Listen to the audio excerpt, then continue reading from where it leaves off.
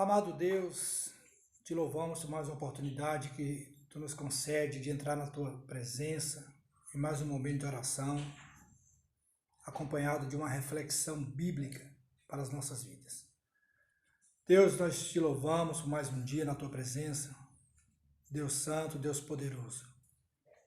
Tu és o nosso guardador, o nosso protetor. Confiamos em Ti. A nossa segurança está em Ti, Senhor. Não tememos mal algum, porque o Senhor é o nosso refúgio. Socorro bem presente, aleluia. Deus de Abraão, Deus de Isaac, Deus de Jacó, nos proteja, Senhor. Proteja o Ministério Fogo e Glória, as igrejas de Vitória da Conquista, de todas as denominações. Proteja o nosso município, o nosso estado, o nosso país. Essa epidemia, Senhor, que veio trazer sérias consequências na nossa vida, mudando rotina, Deus, mudando hábitos, ó Deus, mas em tudo Tu sabe o que faz, o porquê de estarmos passando por isso. Obrigado, Jesus, pela nossa família, pelo alimento do dia, por ter nos guardado e nos conceder essa oportunidade de estar na Tua presença. Aleluia. Irmãos, nós vamos meditar hoje no capítulo 7 de Josué, que fala acerca do pecado de Acã. O pecado, ele traz sérias consequências ruins, danosas ao ser humano. Veja que o pecado daquele homem causou a derrota de Israel. Israel tornara-se uma nação e, por ser uma nação, não poderia agir sozinho em nada. E a história diz que Acã escondeu uma barra de ouro, né, debaixo da capa, conhecemos a história, e Deus irou, porque Deus abomina o pecado. Eu quero deixar para a meditação dos irmãos nessa noite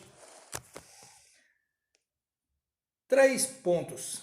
Primeiro, quando há pecado grave ou tolerância de pecado grave entre o povo de Deus, a bênção de Deus diminui, fica impedida. Veja bem, primeira coisa, quando o semelhante ele peca, a bênção é impedida, né, e diminui. Você começa a ter uma vida mirrada, uma vida sem brilho, uma vida de derrota. Tudo que você se propor a fazer não vai dar certo, não vai conseguir, não vai ter êxito, porque você está debaixo do pecado. Segunda coisa, o pecado permitido na congregação do povo de Deus expõe membros à influência destruidora do inimigo, ou seja, Deus permitiu que uma nação pequena derrotasse Israel, porque Deus se irou. Deus se ira quando há pecado em nosso meio. Deus abomina o pecado. E a terceira coisa, se tal pecado for tolerado, quando devia ser corrigido, resultará em juízo. Ou seja, eu reconhecendo o meu erro, confessando diante de Deus, arrependendo dentro de mim, aquele sentimento de tristeza que perdura na minha alma por eu ter cometido um ato infracionário para com o meu Deus, isso me entristece. Aí eu tenho que confessar, eu tenho que removê-lo, e quando eu me prostro diante de Deus, o Senhor já perdoou, porque nasceu dentro de mim. Outro ponto, o pecado entre o povo de Deus, portanto, deve ser tratado como assunto de máxima gravidade. Veja bem, pecado no meio do povo que se chama povo de Deus deve ser tratado, né, com a máxima gravidade. Ninguém deve passar a mão na cabeça de ninguém. Pecado é pecado. Tá? Então, veja algo que eu quero deixar nessa noite para a sua vida. Nenhum pecado afeta somente o pecador. Guarde isso. O pecado, ele não afeta somente quem pecou. As consequências atingem família, atinge igreja, atinge sociedade. Ele faz um mal terrível, avassalador. Porque ninguém vive só para si. O homem precisa da mulher, a mulher precisa do homem, o homem precisa do trabalho, o patrão precisa do empregado. Então ninguém vive sozinho.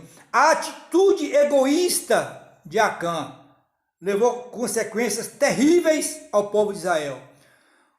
Um aluno, veja bem, um aluno atacado de varíola pode contagiar a classe toda, né? Alguns germes de gripe podem contaminar uma nação inteira. Um pequeno germe, uma pequena bactéria pode causar um estrago em uma nação inteira. O pecado de uma pessoa, cuidado, meu irmão, o pecado de uma pessoa se torna o pecado de toda a comunidade. Todo pecado que alguém cometer irá persegui-lo, descobri-lo e fazê-lo pagar por ele. Nada fica oculto aos olhos de Deus, que não venha um dia se revelar. Saiba que nunca houve um pecado cometido por um homem pelo qual ele não sofresse. Nunca houve. Todo pecado vem com sofrimento. Você pode escapar da lei dos homens, mas não pode escapar da lei de Deus.